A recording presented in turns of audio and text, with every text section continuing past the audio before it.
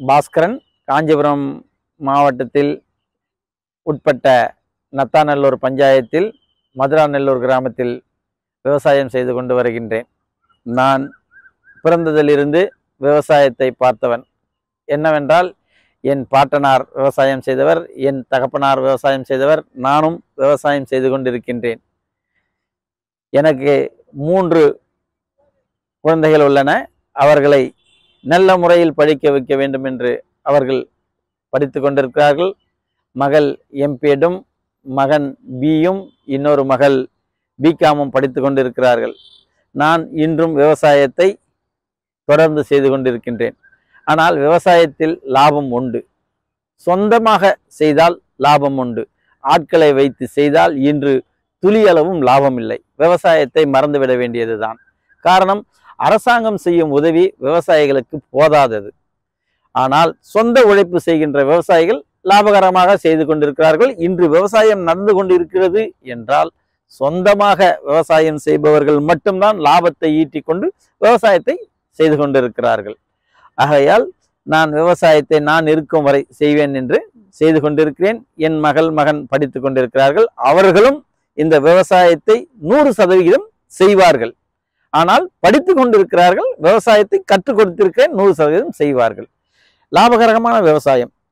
அன்ற காலத்தில் 1 ஏக்கர் நடவு செய்ய வேண்டும் என்றால் 16 மரக்கா, 1 மூட்டை நெல்லை நாற்று விட்டு 1 ஏக்கருக்கு நடுவார்கள். ஆனால் இன்று நாங்கள் 30 கிலோ விதையில் 1 ஏக்கராவை நடுகின்றோம். காரணம், அன்று ஆட்கள் நட்டனர்.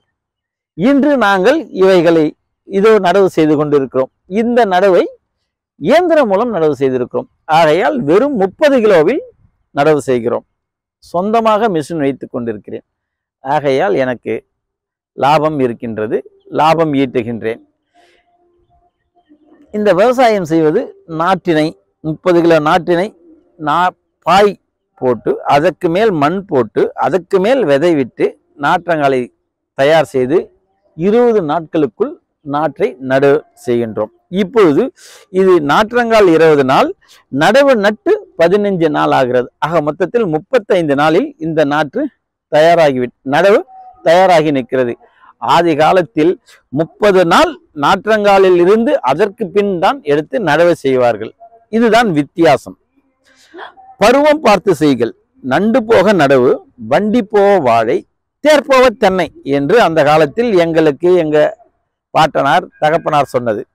நாங்கள் இப்போது மிஷினில் நடவு செய்திருக்கிறோம். இது 3/4 அடி அகலம். ஒரு குத்துக்கு குத்து 19 அங்குலம் 16 அங்குலம் என்ற அளவு நடவு. இது நெருங்க வரக்கூடிய அளவிற்கு மிஷின் இருப்பதால் நெருங்க நட்டிருக்கிறோம். இப்பொழுது அரசாங்கமும் மானியத்தில் வாகனங்களை விவசாயிகளுக்கு கொடுக்கிறார்கள். அது கொஞ்சம் அகலம் 1 அடி அளவிற்கு இருக்கிறது. ஒரு குத்துக்கு குத்து 21 அடி 21 அங்குலம் உள்ளது. அந்த அளவுக்கு அரசாங்கம் கொடுக்கிறது. அந்த மிஷினை வைத்து செய்கிறார்கள். நாங்கள் மிஷினை தேர்வு செய்து 3/4 அடி அகலம் உள்ளதாகவும் குத்துக்கு குத்து 16 அங்குலம் உள்ளதாகவும் நாங்கள் நடவு செய்துள்ளோம். இப்பொழுது இந்த விவசாயம் எனது மகள் மருந்து போடுவார்கள், மருந்து அடிப்பார்கள். நானும் அந்த வேலையை செய்வேன். அவர்கள் படிப்பதற்கு மட்டுமல்ல, சனி ஞாயிறு விடுமுறை நாட்களில் இந்த வேலைகளை செய்வோம்.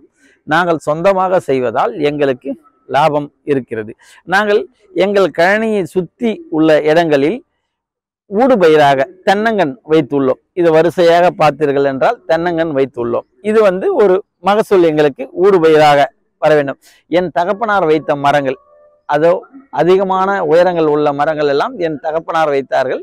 என் தகப்பனார் காலமாகிவிட்டார். ஆனால் அவர் அப்பொழுது நம்மளுக்கு ஒரு மகசூல் கூடுதலாக விறப்பு ஓரத்தில் இருந்தால் வரும் அப்படிங்கிறதுனால அந்த நாளில் அவங்க அந்த மரத்தங்களை நட்டாங்க. இப்போ நாங்க வந்ததுக்கு அப்புறம் அந்த தென்னை மரத்துக்கு அடியிலிருந்தே அந்த காய்களை தென்னை மரத்தில் நல்லா முத்தி அந்த காய்கள் கீழே விழுந்து நாங்க கை தொட்டு எடுக்க மாட்டோம். அந்த கண்ணானது தரமான இருக்கிற தேங்காய்களை அதே இடத்தில் விட்டு விடுவோம். அது தென்னங்கன்றுகளாக வளர்ந்து வரும். அந்த கன்றுகளை எடுத்து நாங்கள் விற்கின்றோம், விவசாயிகளுக்கு கொடுக்கின்றோம்.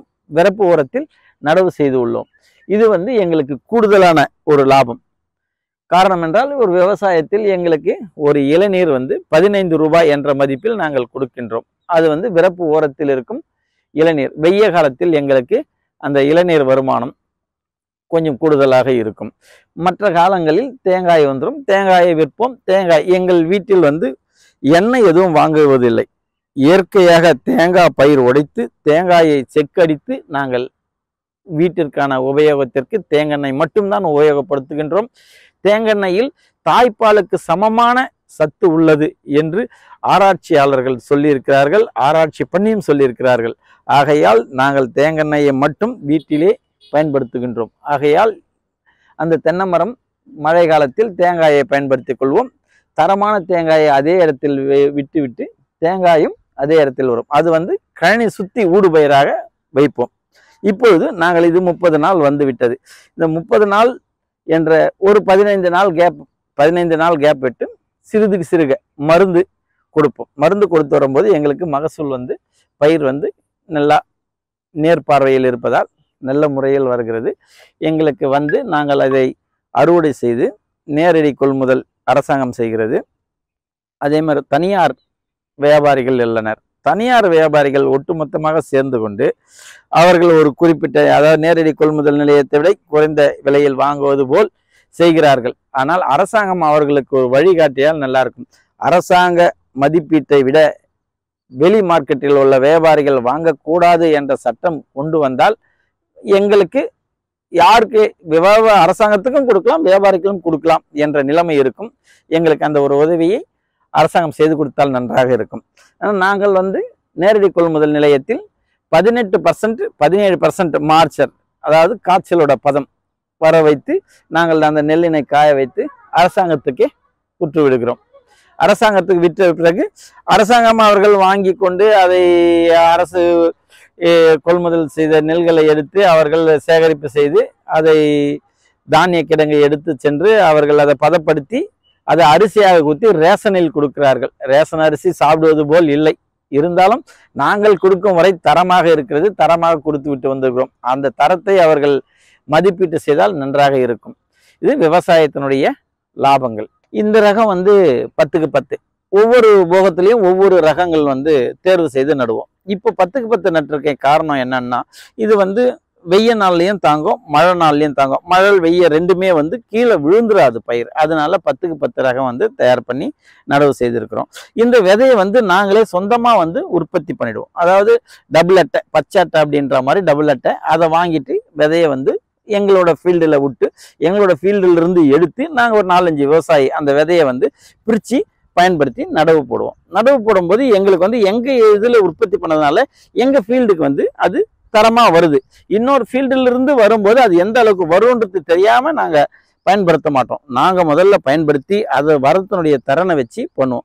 இப்போ இதுக்கு வந்து பூச்சிக்கொல்லி மருந்து வந்து 15 நாளைக்கு ஒரு முறை சிறுவாரியாக அப்படி கொடுத்துருவோம். லைட்டாக பூச்சிக்கொல்லி வந்து நாங்கள் அடிப்போம். 5 இலை கலப்பு நாங்கள் வீட்லேயே உற்பத்தி பண்ணிடுவோம். 5 இலை கலப்பு, அதாவது ஒரு 5 ரகத்தினுடைய இலைகளை வச்சு அதை ஊற வச்சு பதப்படுத்தி எடுத்து அந்த 5 இலை கலப்பு அடிப்போம். அதாவது எங்களால் கட்டுப்படுத்த முடியாத சூழ்நிலை வந்து பூச்சி மருந்து வாங்குவோம். காரணம் என்னன்னா, பூச்சி மருந்தினுடைய விலை அதிகமாக இருக்குது. ஒன்றும் இல்லை, 100 கிராம் அப்படின்னு சொல்லி வாங்க போனாலே அந்த 100 கிராம் விலையை வந்து 700 ரூபாய் 800 ரூபாய் அப்படிங்கிறான். நாங்கள் 1 கிலோவே வெறும் 20 ரூபாய்க்கு தான் நாங்கள் நெல் போடுறோம். அந்த 100 கிராம் 800 ரூபான்னு வாங்கக்கூடிய மருந்து எடுத்துகிட்டு வந்து அடிக்கணும்னா எவ்வளோ எங்களுக்கு மனசு கஷ்டமாக இருக்கும். எங்களோட விதை நெல்லை வந்து நெல்லை வந்து நடவு நெல்லை வந்து வெறும் 21 ரூபாய் அப்படின்னு போடுறோம். ஆனால் அவங்க 100 கிராம வந்து 700 ரூபாய் ரேட்டுக்கு விற்கிறாங்க. அந்த மாதிரி இருக்கிறதுனால வாங்கிறது கிடையாது. இதில் வந்து இந்த மருந்து பயன்படுத்தும் போது நாங்கள் வந்து எங்களுக்கு முதல்ல நல்லாவே இருக்குது. அந்த கட்டுப்படுத்த முடியாத சூழ்நிலை போது பூச்சி மருந்து போகிறோம். பூச்சி மருந்து வாங்கிட்டு வந்து பூச்சி மருந்து அடித்து கட்டுப்படுத்திடுவோம். இல்லைன்னா வந்து பஞ்சகாவையை அடிப்போம், 5 இலை கலப்பு அடிப்போம். இந்த மாதிரி வந்து நாங்கள் இது பண்ணுவோம். சாண கரைச்சல் விடுவோம். மீன் கரைச்சல், சாண கரைச்சல் கொஞ்சம் அந்த தண்ணி மோட்டர் தண்ணி ஊற்றுற இடத்துல மீன் கரைச்சல், சாண கரைச்சல் விட்டு அந்த வந்து பயிரை வந்து கொஞ்சம் கூடுதலாக மகசூல் வர்றதுக்கான கூடுதல் தூர் வடிக்கிறதுக்கான வழியை பார்த்து விட்டோம்னா அது மகசூல் வரும். இப்போ அந்த காலத்தில் இருக்கும்போது 30 மூட்டை அறுத்தாங்க, 25 மூட்டை அறுத்தாங்க. ஆனால் அவங்க வந்து ஒரு ஏக்கராவுக்கு வந்து ஒரு விதையை விட்டு ஆளை வச்சு நடும்போது அது இப்போ எங்களுக்கு வந்து மிஷினில் நடும்போது ஒரு நாளைக்கு 2.5 ஏக்கரா, எங்கள் மிஷினில் நடும்போது ஒரு நாளைக்கு 2.5 ஏக்கரா நடுவோம். 2.5 ஏக்கரா நடும்போது ஒரு ஆள் கூலி தான். அவங்க நடவு செய்கிறவங்களுக்கு 1000 ரூபாய், அங்கே கூட அந்த எடுத்து போகிற வரவங்க செய்கிறவங்களுக்கு அவங்களுக்கு ஒரு 500 ரூபாய், 1500 ரூபாய் செலவாகும் ஒரு ஏக்கராவுக்கு நடவுக்கு மட்டும். மற்றதுக்கெல்லாம் எதுவும் கணக்கு பண்ணலை. நடவு நடுற அன்னைக்கு மட்டும் அந்த மிஷினை ஓட்டுறவருக்கு 1000 ரூபாய் கூலியும், இந்த ஓரவுடைய நாற்று எடுத்து போகிறவங்களுக்கு ஒரு 500 ரூபாய் கூலியும். அதுதான் இன்னைக்கு செலவு. அன்னைக்கு அப்படி கிடையாது, அதிகமாக செலவு இருந்தது. இன்னைக்கு அதிகமான செலவு இல்லை. அதே 35 மூட்டை இன்னைக்கு சூழ்நிலைக்கு வருது.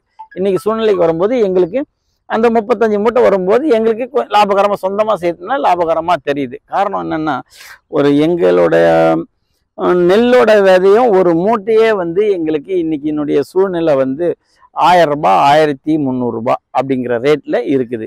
ஆனால் அதே ஒரு மருந்துன்னு எடுக்க போனால் 1300 ரூபாயிலேருந்து 1500 ரூபாய் வந்துடுது. அதை வந்து அரசாங்கம் வந்து மருந்தோட விலையை ஏற்றுச்சு, நெல்லோட விலையை ஏற்றலை. நெல்லோட விலையை ஏற்றாததுனால எங்களுக்கு வந்து ரொம்ப கஷ்டமாக இருக்குது.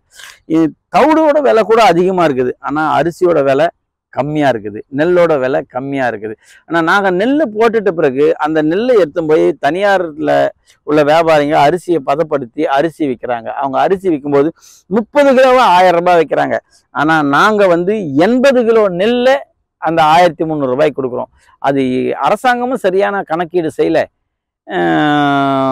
விவசாயிகளாலையும் அதை வந்து அவங்க கையில் கேட்டு அதுக்கான ரேட்டு கொடுக்க முடியல. அதனால வந்து விவசாயிகளுடைய நெல்லை வந்து கொஞ்சம் அதிகமான விலைக்கு எடுத்து அரிசியை கம்பேர் பண்ணும்போது நெல்லோட விலை வந்து ரொம்ப கம்மியாக இருக்குது. அதை கம்பேர் பண்ணியோ இல்லை அரசாங்கம் வந்து விவசாயிகளோட நெல்லை நேரடியாக எடுத்து அரிசியாக தயார் பண்ணி அரசாங்கமே வியாபாரம் செய்தாலும் ரொம்ப நல்லா இருக்கும். ஆனால் அரசாங்கம் வந்து செய்யாது. நாங்கள் கொடுக்குற 17% 18% ஈரப்பதம் உள்ள கொடுக்குறதே எடுத்து போயிட்டு மக்கு வச்சு ரேஷனில் கொடுக்குறாங்க. அதுவே நல்லா இல்லாமல் அரிசியாக தான் கொடுக்குறாங்க. அதனால் வந்து அரசாங்கம் வந்து அதை எடுத்து செய்யறது வந்து அவ்வளோ தரமான இருக்காது. இது வந்து தனியார் கார்பரேட்டர், வெளிநாட்டில் வந்து கார்பரேட்டர் தான் நிறுவனங்கள் உள்ள புகுந்து விவசாயம் செய்கிறாங்க. அந்த மாதிரி வரும்போது என்னவோ மாறுமா என்னன்றது தெரியல. இப்போ வந்து இது நாங்கள் பண்ணுறோம். சிலர் வந்து ஒரு 5 கிலோ விதையை வந்து ஒரு ஏக்கரில் விதைச்சிட்றாங்க. நேரடி விதைப்பு. நேரடி விதைப்பு விதைக்கும் போது அது 25 மூட்டை வரும், இது 30 மூட்டை வரும். அதாவது அதுக்கும் இதுக்கும் பார்க்கும்போது 5 மூட்டை கம்மியாக வரும். அந்த மிஷினில் நடும்போது 5 மூட்டை கூடுதலாக வரும். இப்போ என் கையில் மிஷின் இருக்குது, அதனால வந்து நான் மிஷினில் நடுறேன். அவங்க கையில் மிஷின் இல்லை, அதனால வந்து கையில் விதைச்சிட்றாங்க. நான் மிஷினில் நடும்போது எனக்கு 10 கிலோ விதை, அவங்க கையில் விதைக்கும் போது 5 கிலோ விதை. அதுதான் வித்தியாசம். அதேமாதிரி நான் மிஷினில் நடுறதுனால எனக்கு 5 மூட்டை கூடுதலாக வருது, அவங்க கையில் விதைக்கிறதுனால 5 மூட்டை குறைச்சலாக வருது. இதுதான் வித்தியாசம், வேற ஒன்றும் இல்லை. இதில் வேலைப்பாடு அதிகம், அதில் வேலைப்பாடு இல்லை. நான் அந்த இடத்துல சொன்னது மிஷின் நடுவு. இது வந்து நேரடி கை விதைப்பு. இது வந்து விதை விதைக்கிறதுக்கு கம்மியான விதை, 5 கிலோ அப்படின்ற அளவுக்கு விதை விதைச்சிடலாம். இது மகசூல் 5 மூட்டை கம்மியாக வரும். அது வந்து 5 மூட்டை கூடுதலாக வரும். அது மிஷின் நடுவு. இதுக்கும் அதுக்கும் உள்ள வித்தியாசம் அதுதான். அது வேலை அதிகம், இது வேலை கம்மி. விவசாயத்தினுடைய பலன் அந்த 5 மூட்டை வந்து அது கூடுதல், 5 மூட்டை இது கம்மி.